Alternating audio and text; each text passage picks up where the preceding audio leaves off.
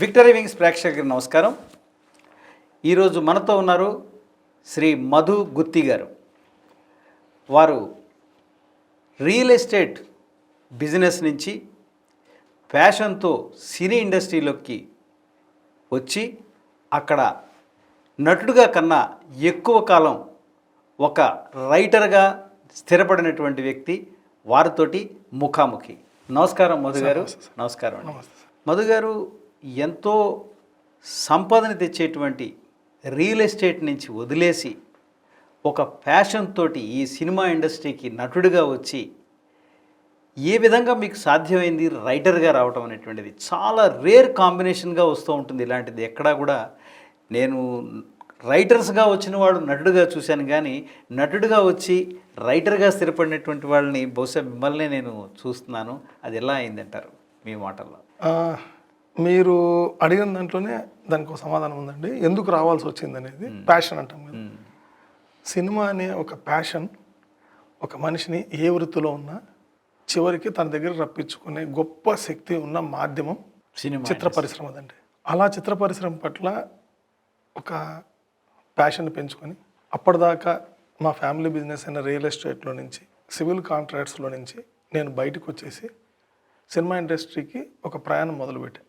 ఈ మొదలుపెట్టిన ప్రయాణంలో నేను అవ్వాలనుకుంది ఒక నటుడిని అవుదాం అనుకుని వచ్చా. నన్ను నేను తెర మీద చూసుకోవాలి.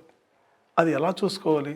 నేను ఏదైతే బయట ఉన్నానో అది కాకుండా ఇంకో రకంగా నేను తెర మీద కనిపించాలి. ఎలా కనిపిస్తాను? ఏదో ఒక పాత్ర నాకు దొరికితే ఆ పాత్ర నేను చేస్తే ఇంకొక రకంగా నేను కనిపించగలుగుతాను. ఆ కోరికను తీర్చుకుందామని ఇండస్ట్రీకి వచ్చిన వాడిని నేను. అయితే అనుకోకుండా నాకు మదన్ అనే ఒక వ్యక్తి పరిచయం అయ్యాడు.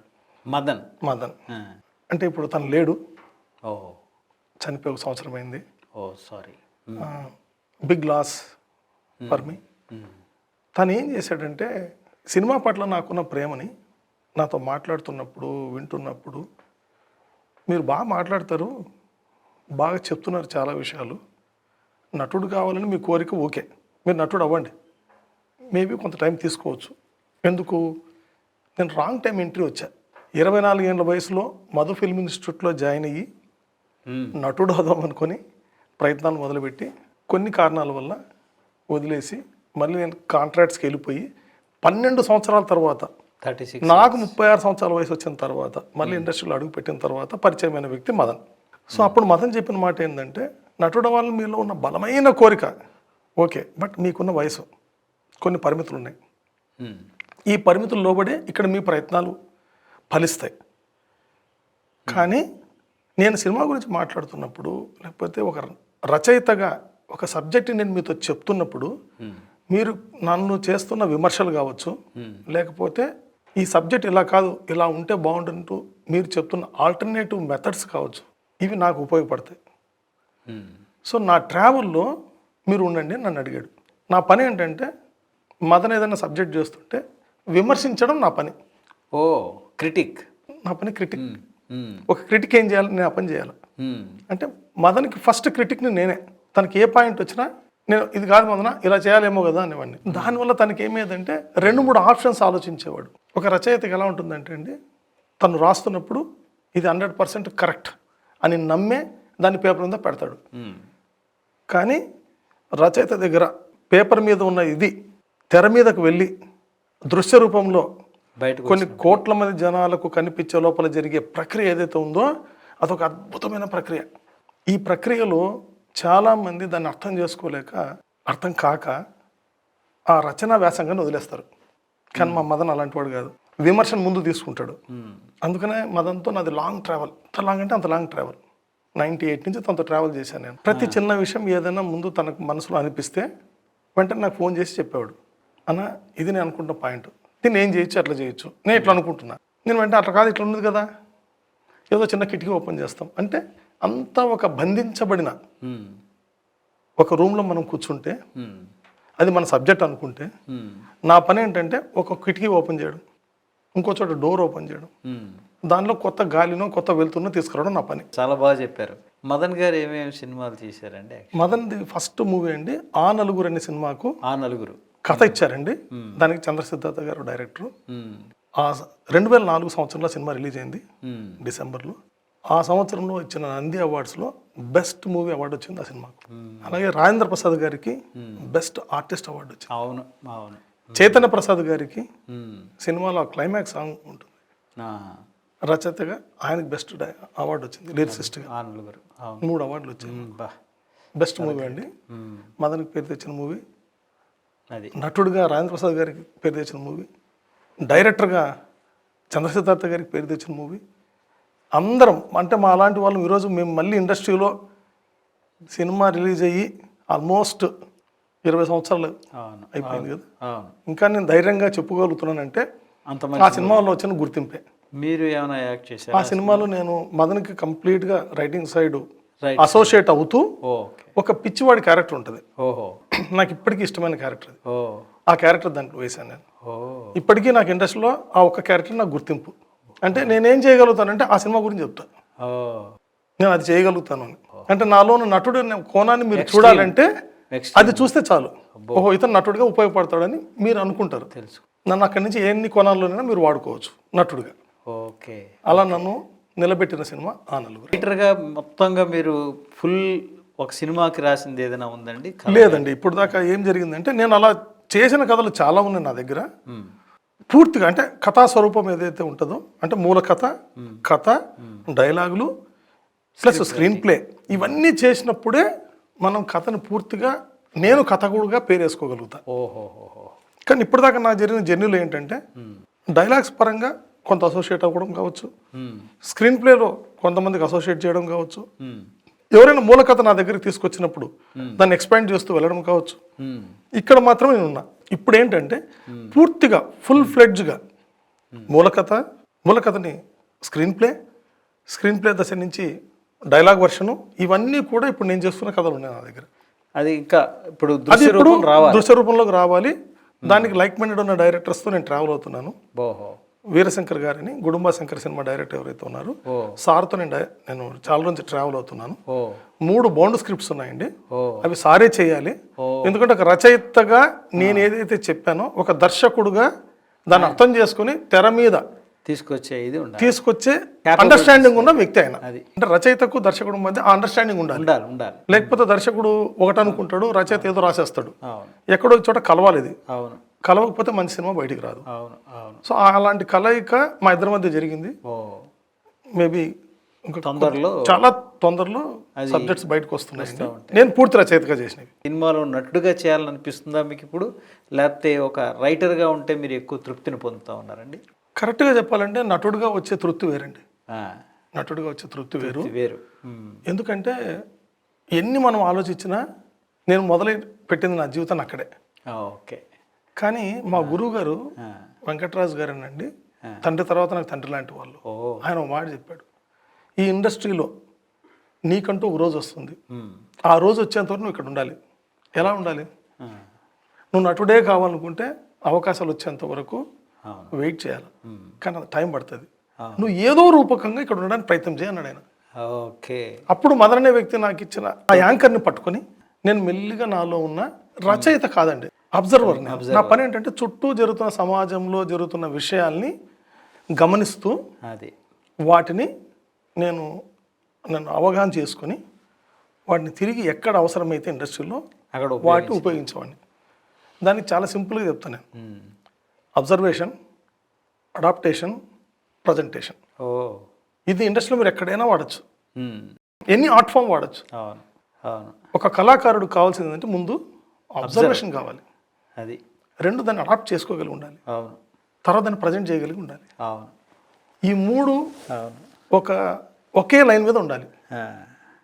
ఇది నేను మా గురువు గారు చెప్పిన తర్వాత ప్రాక్టీస్ చేయడం మొదలుపెట్టాను. నీకంటూ ఒక రోజు వస్తుంది, ఆ రోజు నువ్వు వెయిట్ చేయాలంటే ఇక్కడ వచ్చిన ప్రతి అవకాశాన్ని వాడుకో. ఎవరైనా నిన్ను పిలిచారు, ఇదిగో మాకు ఈ సీన్ కావాలా, నువ్వు మాతో వర్క్ చేస్తావంటే పరిగెట్టుకుని వెళ్ళేవాడిని. నేను ₹1 కూడా ఆశించేవాడిని కాదు. ఇండస్ట్రీలో ఎవరి దగ్గర కూడా నేను రూపాయి ఆశించి అయితే నేను రచయితగా పనిచేయలేదు. ఓపెన్గా చెప్పేవాడిని, మీకు ఎవరికి ఏ అవసరం ఉన్నా రచనకు సంబంధించినంత వరకు ఏదైనా చెప్పండి, నేను వచ్చి పని చేస్తాను. నన్ను ఇన్వాల్వ్ చేసుకుని టీంలో కానీ అడిగేవాడిని నేను. ఎందుకంటే టు బీ విత్ సినిమా, సినిమాకి దగ్గరగా ఉండాలి. జీవితం కూడా అంతే కదా. చాలా న్యాచురాలిటీకి దగ్గరగా ఉండాలి అని చెప్పేసి. మీ ధ్యేయం ఏంటంటే యాక్చువల్గా హీరోగా అవ్వాలన్నా క్యారెక్టర్ యాక్టర్గా అవ్వాలన్నా ఎట్లాంటి వాటి గురించి మీకు ఎక్కువగా? నటుడు కావాలనేది నా ధ్యేయం అండి. అంతే. ఆ నటనలో కూడా ఏంటంటే సమాజంలో కొన్ని ఉంటాయి, కొన్ని క్యారెక్టర్స్ ఉంటాయి, కొన్ని రోల్స్ ఉంటాయి. చూసినప్పుడు మనకు అనిపిస్తుంది. జనరల్గా నటన అంటే ఏం గుర్తొస్తుంది మనకు? మంచి హీరో క్యారెక్టర్స్, లేదా బాగా అగ్రెసివ్గా బిహేవ్ చేసే క్యారెక్టర్స్. ఇలాంటి క్యారెక్టర్స్కే ఎక్కువ శాతం జనాలకు దగ్గరగా వెళ్తాయి. నాకు అలా కాదు. సమాజంలో ఏవైతే నెగ్లెక్టెడ్ క్యారెక్టర్స్ ఉంటాయో, ఏవైతే మనం చూడడానికి కూడా ఇష్టపడమో, ఏవైతే మన జీవితంలో రాకూడడానికి అంటే వస్తే మనం తట్టుకోలేమో, ఆ స్థితిని చూస్తే తట్టుకోలేమో, అలాంటి స్థితిలో ఉన్న క్యారెక్టర్స్ వేయాలని నటుడుగా నా ఆలోచన. Wonderful, wonderful. అది ఆ నలుగురిలో ఆ పిచ్చోడి క్యారెక్టర్ అదే. మా స్వగ్రామం గుత్తి అండి, అనంతపురం జిల్లా. అక్కడ నేను చదువుకుంటున్నప్పుడు హై స్కూల్లో నాకు ఒక ఫ్రెండ్ ఉండేవాడు, రంగా అతని పేరు. వాళ్ళ అన్న పేరు సుబ్బారావు. తను ఏంటంటే మ్యాథమెటిక్స్లో జీనియస్. ఒక స్టేజ్లో ఆయనకు మతి భ్రమించింది. ఓకే. కారణాలు మనకు తెలియవు. తర్వాత మాకు తెలిసింది ఏంటంటే హెరిడిటరీగా వాళ్ళ ఇంట్లో ఆ ప్రాబ్లం ఉంది. అది మన తర్వాత ఎప్పుడు తెలిసింది. క్లాస్ జరుగుతుంటుంది, సడన్ క్లాస్ మధ్యలోకి వచ్చేస్తాడు. టీచర్లు గమ్మునుంటారు ఆయన చూస్తే. చాక్ పీస్ తీసుకుంటాడు, బోర్డు మీద టక టక టక టక టక లెక్కలేస్తాడు. మా అందరి వైపు తిరుగుతాడు. దీనికి సమాధానం చెప్పండి అని బయటికి వెళ్ళిపోయేవాడు. వీళ్ళు నేను చాలా క్లోజ్గా అబ్జర్వ్ చేసేవాడిని. వాళ్ళ ఇంట్లో నా క్లాస్మేట్ తప్ప మిగతా వాళ్ళందరూ కూడా ఈ ప్రాబ్లం ఉండేది. అంటే ఈ మతికి సంబంధించిన మతి భ్రమణం అనేది ఒకటి జరిగి కొంత ప్రాబ్లం ఉండేది వాళ్ళకు.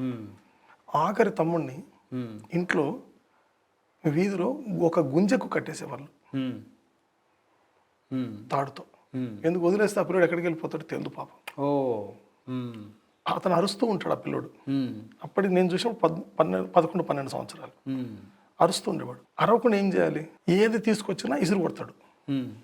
అప్పుడు సుంకేసుల చెట్టు అంటాం మా ఏరియాలో. అదే, దానికి ఎర్రని పువ్వులు పూస్తాయి.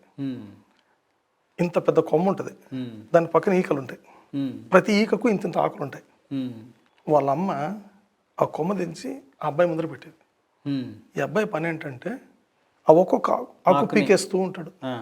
అది అతనికి పని. ఆకులు అయిపోయిన మరుక్షణం అరుస్తాడు. అందుకని తీసుకొచ్చి పెడతా ఉండాలి అక్కడ. అంతే, ఇంకా అరవడు, ఏం చేయడు. అతనికి అదే లోకం. ఇది ఆ నలుగురిలో పిచ్చోడి క్యారెక్టర్ యొక్క బ్యాక్డ్రాప్. అప్పుడు మదన్ చెప్తే మదన్ ఇన్స్పైర్ అయ్యి బాగుంది నా క్యారెక్టర్, ఇది క్యారెక్టర్ తయారు చేద్దాం మనమని ఆ క్యారెక్టర్ తయారు చేశారు. గొప్ప విషయం ఏంటంటే షూటింగ్ లొకేషన్కి వెళ్ళిన తర్వాత రాక్యాజులో తీస్తున్నామండి. That is first day for me, for movies. Okay. నా మొదటి రోజు సినిమాకి అది.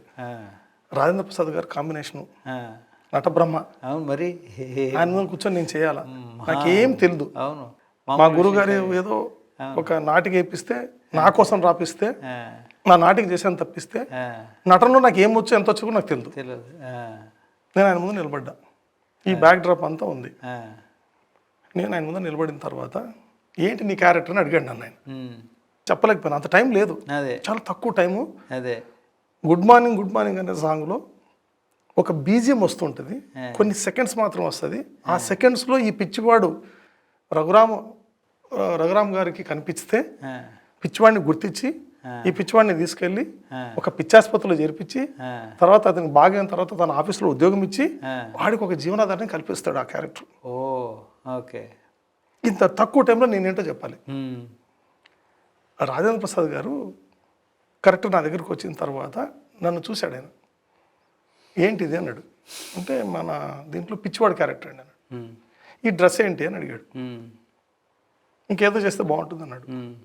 నేను చంద్రసిద్ధార్థ గారి దగ్గరికి వెళ్ళాను. నాకేదో తన మీద దెబ్బ తగిలింది, ఏదో కట్టు కట్టాను, ఇట్లా ఏదో ఉన్నింది. సరే ఇట్లా కాదు, ఏదైనా మార్చుకొని వస్తాను. సరే అండి మీరు వెళ్ళండి అన్నాడు. కస్టమర్ దగ్గరికి వెళ్ళి ఏదైతే నా ఫ్రెండ్ తమ్ముడు ఆ క్యారెక్టర్ ఉందో అది గుర్తు తెచ్చుకొని ఆ పక్కన నా అదృష్టానికి రాక్ క్యాజువల్లో ఆ చెట్టు ఉంది. ఓకే. ఆ కొమ్మని పీకి అతని దగ్గర తీసుకొచ్చి నా తల వెనక ఇలా పెట్టుకొని దాన్ని నేను క్లాత్తో కట్టుకున్నాను. చూడగానే అందరికి ఒక పిచ్చోడ్లాగా కనిపిస్తుంది. అంతే కదా, అంతే కదా. పిచ్చోడు తప్ప ఎవడు కట్టుకోడు కదా, అంతే కదా. కానీ దాంతో నాకు ఒక అనుబంధం ఉంది. అదే నా పిచ్చి ప్రపంచంలో నాకే తెలుసు. దీన్ని చూసిన రాజేంద్ర ప్రసాద్ గారు దాని చుట్టూ ఆ తక్కువ టైంలో అంటే 15 సెకండ్స్ 16 సెకండ్స్లో మ్యాక్స్ 20 సెకండ్స్ అనుకుందాం బీజిఎంలో దాన్ని కరెక్ట్గా దాన్ని సింక్ చేశారు ఆయన. ఈ పిచ్చివాడు క్యారెక్టర్ కింద కూర్చొని ఉంటే చుట్టూ పిల్లలు రాళ్లతో కొడుతూ ఉంటే ఆయన జీతం తీసుకుని ఇంటికి వెళ్తున్న క్రమంలో సైకిల్ మీద వెళ్తూ ఎవరో పిచ్చోడిని ఎవరో పిల్లలు కొడతారని చూసి నన్ను చూసి పరిగెట్టుకు వెళ్ళి అక్కడున్న కొమ్మని తీసుకొని పిల్లలు కదా వాళ్ళని భయపడించకూడదు, అదే అదిలించాలి, అదే అక్కడి నుంచి దూరం పంపించాలి. ఒక కొమ్మని తీసుకొని వస్తాడు ఆయన. ఆ కొమ్మ ఏంటి, నా నెత్తిని నేనైతే వెనక కట్టుకున్నానో అదే కొమ్మని తీసుకొస్తాడు. పిల్లల్ని హాయ్ హాయ్ అని చెప్పి పంపించేస్తాడు. తర్వాత నన్ను లేపి తన వెంట తీసుకెళ్ళడానికి ప్రయత్నం చేస్తే నేను భయంతో ఆయన నుంచి దూరంగా వెళ్ళడానికి ప్రయత్నం చేస్తాను. అప్పుడు ఆయన దాన్ని ఏదైతే నా కొమ్మ నేను తల వెనుక పెట్టానో తన వెనుక జుబ్బాలో దాన్ని ఇలా పెట్టుకుంటే ఈయన కూడా నాలాంటి మనిషే అది అని గుర్తు, మేమిద్దరం ఒకే జాతి వాళ్ళమే అది అనే ఒక నమ్మకంతో నేను ఆయన వెనకాల ప్రయాణం చేస్తాను. చాలా బాగుందండి. చూడండి, ఒక రచయిత ఆలోచన, ఒక అబ్జర్వేషను, ఒక నటుడుగా దాని అడాప్టేషను, అది ఇంకొక నటుడు మనకన్నా పెద్దవారి వయసులో అదే తనకున్న అనుభవం జోడించి ఈ క్యారెక్టర్ని ఎక్కడ కరెక్ట్గా ఎలా ఎలివేట్ చేయాలో చేసి అది దాన్ని సినిమాలో పర్ఫెక్ట్గా తీసుకొచ్చారు. ఒక పూర్తి ఒక దానికి ఒక రూపాన్ని కల్పించింది రాజేంద్ర ప్రసాద్ గారు. వండర్ఫుల్. ఈ ఒక్క చర్య ప్రతి క్షణం నేను పనిచేస్తున్న సబ్జెక్ట్లో నేను చేస్తున్న క్యారెక్టర్లో ప్యానల్ పెట్టుకొని నేను చెక్ చేస్తాను. ఇది నేను పూర్తిగా ఆర్ట్ ఫామ్కి నేను దీన్ని ఒక పాఠం అని చెప్తా. నువ్వు నటుడు కావచ్చు, నువ్వు రచయిత కావచ్చు, నువ్వు దర్శకుడు కావచ్చు, నువ్వు ఏమైనా కావచ్చు, ఈ ప్రక్రియలో ఈ సింపుల్ లాజిక్ తెలిసి ఉండాలి. ఇప్పటివరకు మొత్తం ఎన్ని సినిమాల్లో మీరు యాక్ట్ చేసి ఉంటారండి? సుమారుగా 20-25 సినిమాలు చేశానండి. అంటే దీంట్లో పెద్ద పేరు వచ్చిన సినిమాలు అని నేను చెప్పుకోను, కానీ బట్ అన్ని నాకు మనసు తృప్తిగా అనిపించిన సినిమాలు కొన్ని చేశా. అలాగే నేను పనిచేసిన సబ్జెక్టులు కూడా నేను చేయని సినిమాలు ఉన్నాయి. నేను చాలా సినిమాలు వర్క్ చేసిన, అదే నేను చేసేవాడిని కాదు. అంటే డైరెక్టర్ నచ్చి పిలిస్తే ఓకే, కొన్ని డైరెక్టర్లు నచ్చి పిలిచినా నేను చెప్పేవాడిని వద్దు నేను సూటబుల్ కాదు ఈ క్యారెక్టర్కి, నేను ఏదో పని చేశాను కదా స్క్రిప్ట్కి అని చెప్పి నాకు అవకాశం ఇవ్వద్దు, మీరు దానికి పని చేసి దానికి పరిపూర్ణంగా దాన్ని ప్రజెంట్ చేయగల వ్యక్తిగా మీరు ఇవ్వండి అని చెప్పేవాడిని. నాకు లిమిటేషన్స్ ఉన్నాయి నటుడుగా, నేనేమి అన్ని చేయగలుగుతాను కూడా నేను చెప్పలేను. అశోక్ వనంలో అర్జున కళ్యాణంలో ప్రతి దాంట్లో మీరు ముక్కుందా నేటివిటీ కదండి, అది అదే చెప్తాను. అదే రైటర్గా దర్శకులుగా వాళ్ళ గొప్పతనమే. నటుడుగా ఏంటి నేను అడాప్ట్ చేసుకున్నాను అంతేగాని పర్టికులర్ దాన్ని. క్యారెక్టర్ నేటివిటీ, చిన్న నేటివిటీ ఉంటుంది దానికి. మీరు మాట్లాడితే ముందు మనకు అది ఉందా లేదని, ఎందుకు తెలంగాణ వాసి ఎక్కడో ఆంధ్ర బార్డర్కి వెళ్ళాడు, పెళ్లికి వెళ్ళారు, అవును ఒక్క కూడా లేకుండా పెళ్లి చేసేస్తే ఎట్లా అనేది వాటి ఫీలింగ్. అదే సో ఆ క్యారెక్టర్ క్రియేట్ చేసిన దర్శకుడు రచయితకి చెందుతుందండి అదంతా. నటుడు ఎంతసేపు చేయగలుగుతాం. మరి మీ ఫ్యూచర్ ప్లాన్స్ ఏంటి, ఎట్లా నిలబడదాం అనుకుంటున్నారు? నేను ఫుల్ ఫ్లెడ్జ్డ్ స్క్రిప్ట్స్ చేసుకున్నానండి. ఇది ఏంటంటే స్క్రిప్ట్స్ జనరల్గా నేను చూసినవే, జరిగినవే, నా చుట్టూ ఉన్న కొన్ని క్యారెక్టర్స్, బ్యాక్డ్రాప్, ఏది దీంట్లో నేను రచయితగా సృష్టించినవి కాదు, ఏది కాదు. కొన్ని ఇన్సిడెంట్స్ జరిగాయి, కొన్ని క్యారెక్టర్లు బతికున్నాయి, కొంతమంది క్యారెక్టర్లు చనిపోయారు. వీటి చుట్టూ ఒక లింక్ వేసి ఒక్కొక్క డాట్ని కలుపుకుంటూ వెళ్ళారు, ఒక కథను తయారు చేసిన. అది వీళ్ళందరూ బతుకున్నారు అంటే అదే కొంతమంది ఉండొచ్చు, కొంతమంది చనిపోయి ఉండొచ్చు, అంతే అంతే. క్యారెక్టర్స్ బతుకున్నారు. నేను ఏమి సృష్టించలేదు, బ్యాక్డ్రాప్ సృష్టించలేదు, సంఘటనలు నేను సృష్టించలేదు. చూస్తున్నప్పుడు ఎక్కడో చోట ఇది ఎక్కడో విన్నామే ఉంటుంది, జరిగింది అప్పుడెప్పుడో విన్నామే అనిపిస్తుంది. ఎందుకంటే అన్ని లైవ్. సో రచయితగా నేను చేసింది ఏం లేదు, దీంట్లో కలిపా. దీనికి మళ్ళీ నా మిత్రులు వీటిని కరెక్ట్గా అర్థం చేసుకొని ఆన్ స్క్రీన్ మీద తీసుకొచ్చే దాని అవగాహన ఉన్న వ్యక్తి నాతో పాటు ట్రావెల్ చేసినందుకు ఆయనకు మా వీరశంకర్ గారే చేయాలి. సో ఈ సబ్జెక్టులు ఎప్పుడు జరిగినా ఆయన డైరెక్ట్ చేస్తారు. ఆయనకి ఏ పద్ధతిలో ఈ స్క్రిప్ట్ చేసి ఇవ్వడం అనేంత వరకే నా పని, నా బాధ్యత. త్వరలోనే మీ కోరిక నెరవేరుతుంది కూడా అండి. మిమ్మల్ని మేము ఒక మంచి నటుడిగా చూస్తాం, మంచి రైటర్గా చూస్తాం, మీ కోరికలన్నింటినీ కలిపినటువంటి సినిమాలు కూడా మేము చూస్తామని అనుకుంటూ మరిన్ని మంచి విషయాలతో మరొక వీడియోలో కలుద్దామని చెప్పేసి సెలవు తీసుకుంటున్నాను సార్. మధు గారు నమస్కారం అండి. నమస్తే.